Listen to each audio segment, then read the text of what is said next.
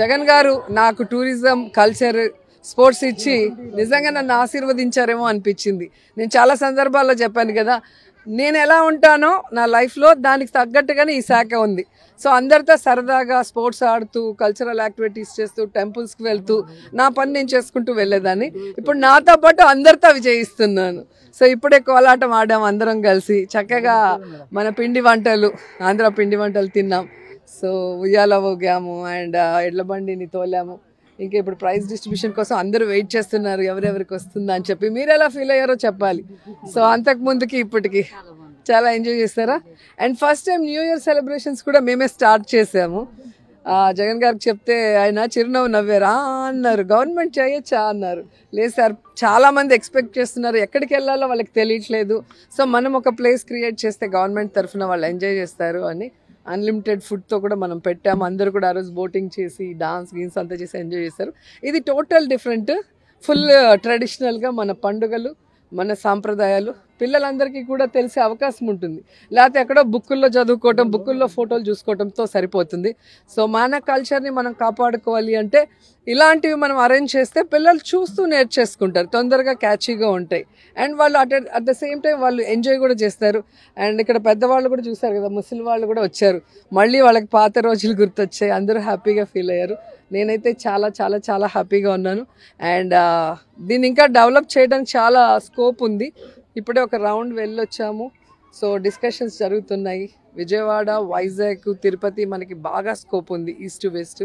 So ఖచ్చితంగా ఈ 1.5 yearలో ఎంత చేయగలమో అంత అభివృద్ధి చేసి పర్యాటకులు అందరికీ కూడా మంచి ఎంజాయ్మెంట్ని ఎంటర్టైన్మెంట్ని కూడా ఇస్తామని మీ అందరికి తెలియజేస్తున్నాను.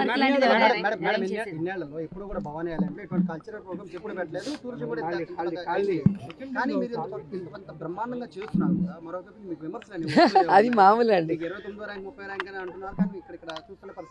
కాయలు ఉన్న చెట్టుకే రాళ్ల దెబ్బలు అంటారు. మనం ఎక్కడ కొడతాము? కాయలు లేని చెట్టుకి రాయి వేయం కదా. మామిడికాయో జాంకాయో లేదా నేరేడు పండు ఫుల్గా ఉంటేనే కదా రాయేసి కొట్టి లాక్కుంటాం. సో పొలిటికల్ అజ్ఞానులు, పొలిటికల్ జోకర్స్ మాట్లాడే మాటలు మనం పట్టించుకోకూడదు.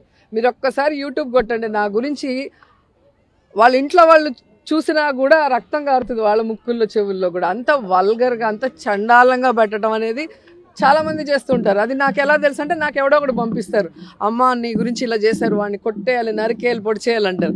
నేను చెప్పాను, వాడు ఒక అమ్మ అబ్బాకి పుడితే అట్లా రాయడయ్యా, వాడి మమ్మీ డాడీ కరెక్ట్గా లేదు కాబట్టి వాడి ఫ్రస్ట్రేషన్ మన మీదే చూపిస్తాడు. ఇలాంటి వాళ్ళు కూడా ఉంటారు, వదిలే అని చెప్తాను. లేకపోతే అసలు ఎట్లా తయారయ్యారంటే, పొలిటికల్ అనేది స్ట్రైట్ అవే పాలిటిక్స్ ఉండాలి. నువ్వేం చేస్తావు, నేనేం చేస్తా ప్రజలకి. నువ్వు చెప్పిన మేనిఫెస్టో కానీ నేను చెప్పిన మేనిఫెస్టో, లేదా నువ్వు అధికారంలో ఉన్నప్పుడు నువ్వు చేసి మెప్పించు, లేదా మేము వచ్చినప్పుడు మేము చేసి మెప్పిస్తాం. అంతేగాని వల్గర్గా మాట్లాడటం వల్ల, అబద్ధాలు చెప్పడం వల్ల ఏమొస్తుంది? ఈరోజు భారతదేశంలో టూరిజం 3rd ప్లేస్లో ఉంటే రోజా 18వ ప్లేస్కి వెళ్ళిపోయింది. నువ్వు వచ్చాక, నువ్వు దిగిపోయే రోజుకి 20 ప్లేస్కి వస్తుంది అంటాడు. అంటే వాళ్ళు ఎంత అజ్ఞానంలో మనం అర్థం చేసుకోవాలి. సో పాపం వాళ్ళని చూసి జాలి పడటం తప్ప మనం ఏం చేయలేము. కానీ ఎవరు ఏమనుకున్నా కూడా నేను ఆగే పరిస్థితి లేదు. మీరు నన్ను చూశారు, 2 సార్లు ఓడిపోయిన దాన్ని ఈ మాటలు కనుక నేను పట్టించుకుంటే ఇంట్లో కూర్చొని ఉంటా. ఈరోజు మంత్రిని అయ్యాను అంటే మన కోసము కొన్ని లక్షల మంది ఎదురు చూస్తుంటారు. మనల్ని అభిమానించే మంది కొన్ని కోట్ల మంది ఉన్నారు. ఎవడో పిల్ల పిత్రేగాడు, పెద్ద పిత్రేగాడు, ఎవడో 10 మంది తిడుతున్నారని వాళ్ళ గురించి ఆలోచిస్తే మనం ఏం చేయలేం. సో ఈరోజు కల్చరల్ ఈవెంట్స్ నేను చేసినప్పుడు మొన్న 1 month అందరూ అదే అన్నారు, పాత ఆర్టిస్టులు. ఇప్పుడు పిల్లలకైతే ఓకే, యూత్ ఫెస్టివల్స్ ఉంటాయి, నేషనల్స్కి వెళ్తారు, వాళ్ళ కల్చరల్ యాక్టివిటీస్తో వాళ్ళు కాంపిటీషన్స్కి వెళ్తారు. కానీ రియల్ కళాకారులు ఎవరైతే పాత తరం ఉంటారో వాళ్ళకి ఇప్పుడు పని తక్కువ అయిపోయి వాళ్ళు ఎక్కడికి వెళ్ళాలో తెలియక వేరే పని చేసుకోలేకుండా ఉన్నారు. సో వాళ్ళందరికీ మనం కాంపిటీషన్స్ పెట్టి అప్పటికప్పుడు ప్రైజ్ మనీ ఇచ్చి ఆపేయట్లేదు. దాంట్లో ఉన్న టాలెంట్ని మనం తీసుకొని ఇప్పుడు ఎక్కడ ఏది జరిగినా కూడా వాళ్ళని నేను పంపిస్తున్నాను. అలాగే భవిష్యత్తులో ప్రభుత్వంలో కూడా వాళ్ళని ఇంక్లూడ్ చేసుకొని ఇలా ఫెస్టివల్స్ కానీ మీటింగ్స్ కానీ అన్నిట్లో కూడా ఆ కళారూపాలని, అంటే మన కల్చర్ని మనం ఎస్టాబ్లిష్ చేసుకునే అవకాశాన్ని ఒక డేటాని తీసుకొని మేము చేస్తున్నాం. అలాగే స్పోర్ట్స్లో మీరు చూశారు, ఈరోజు ఇలా పండుగల్ని స్టార్ట్ చేసాం. సో ఇనిషియేటివ్ ఎవరో ఒకరు తీసుకోవాలి, పిల్లికి గంట కట్టాలి. సో అది మేమే కట్టి మేమే స్టార్ట్ చేసాం. సో ఇది మా ఓన్ రిస్క్తోనే చేసాం. ఎందుకంటే అమ్మో అంత పెడితే అక్కడ ఎవరైనా వస్తారా, పబ్లిసిటీ ఎట్లా చేస్తారు, రాకపోతే ఎట్లా నష్టం వస్తుందంటే లేదు, వస్తారు. ప్రజలందరూ వెయిటింగ్ కోవిడ్ తర్వాత ఎక్కడికైనా బయటకు వెళ్ళాలి, కొత్తగా ఏదన్నా చూడాలి, హ్యాపీగా ఫ్యామిలీతో ఉండాలి అని అందరూ అనుకుంటున్నారు. సో దానికి మనం కొంచెం స్పేస్ క్రియేట్ చేసి ఇస్తే హ్యాపీగా ఎంజాయ్ చేస్తారు. ఇప్పుడు గడిచిన 5 సంవత్సరాల కాలంలో ఆ ప్రభుత్వానికి ఎక్కడా కూడా దీని మీద దృష్టి లేదు. పర్యాటక శాఖ మంత్రుల యొక్క పని ఏంటంటే ప్రతిపక్ష నాయకుల్ని తిట్టడం, ముఖ్యంగా పవన్ కళ్యాణ్ గారిని వ్యక్తిగతంగా దూషించడమే ఆ మంత్రిత్వ శాఖకు సంబంధించిన పని అనుకున్నారు వాళ్ళు. ఆ పని మాత్రమే చేశారు వాళ్ళు. అంటే ప్రతిపక్ష నాయకుల్ని వ్యక్తిగత దోషణలు చేయటమే ఆ మంత్రిత్వ శాఖకి, పర్యాటక శాఖకి పర్యాయపదంగా తయారు చేశారు వాళ్ళు. అది తప్పితే ఇంకోటి ఎప్పుడు మాట్లాడలేదు. ఇవాళ మేము స్పష్టంగా చెప్తున్నాం, ఎక్కడెక్కడ అవకాశాలు ఉన్నాయో అవకాశాలన్నింటినీ కూడా అందిపుచ్చుకుని వాటి ద్వారా అభివృద్ధి చేయటం, దానికి అవసరమైనటువంటి నిధులను సమకూర్చుకునేటువంటి కార్యక్రమం చేయటం.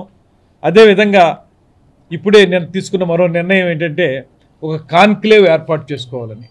కాన్క్లేవ్ అంటే ఏంటంటే ఎవరైతే ఈ పర్యాటకానికి సంబంధించినటువంటి ముఖ్యులు ఎవరైతే ఉంటారో వారు, డిపార్ట్మెంట్ వారు, పొలిటికల్ లీడర్స్గా మేము, మాతో పాటు ఈ టూరిజం డెవలప్మెంట్ మీద ఇంట్రెస్ట్ ఉన్నటువంటి పెట్టుబడిదారులు అందరితోటి ఒక కామన్ సమావేశం ఏర్పాటు చేసుకుని ఆంధ్రప్రదేశ్లో ఉన్నటువంటి అవకాశాలు ఏ రకంగా ఉన్నాయి, వాటిని ప్రజలకు అందుబాటులో తీసుకురావడానికి ఏ రకంగా చేయొచ్చు అనేటువంటిది ఒక సమావేశం ఏర్పాటు చేసుకుని ఎవరి ఇంట్రెస్ట్ ఏంటనేటువంటి దాన్ని తీసుకొచ్చినట్లయితే అందరం కలిసి ఒక మంచి యాక్షన్ ప్లాన్ తయారు చేసుకోవడానికి వీలుగా ఉంటుందనేటువంటిది కూడా చేయడం జరుగుతుంది.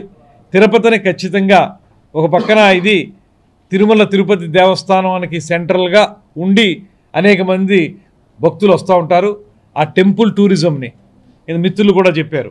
ఒక పక్కన తిరుపతి, ఆ పక్కన వచ్చేటప్పటికి మళ్ళీ కాళహస్తి, అదేవిధంగా కాణిపాకం, ఇలాగ ఏవైతే ప్రధానమైన ఉన్నాయో వాటినన్నింటినీ కలుపుతూ ఆధ్యాత్మికపరమైనటువంటి టూరిజం ఒక పక్కన, అదేవిధంగా పర్యాటకానికి ఉపయోగపడేటువంటి హార్సిలీ హిల్స్ కానివ్వండి, వాటర్ ఫాల్స్ ఉన్న చోట కానివ్వండి, లేకపోతే ఏదైతే రోప్ వేలు పెట్టాలనుకుంటున్నామో అది కానివ్వండి, ఇలాంటివన్నింటినీ కలిపి ఎకో టూరిజంగా ఒకటి, తర్వాత హెల్త్ టూరిజం, ఇలాగా 3-4 రకాలుగా ఈ ప్రాంతాన్ని అభివృద్ధి చేయాలనేటువంటి ఆలోచన మాకు ఉంది. దాని మీదే బ్రెయిన్ స్టార్మింగ్ చేయడం జరిగింది.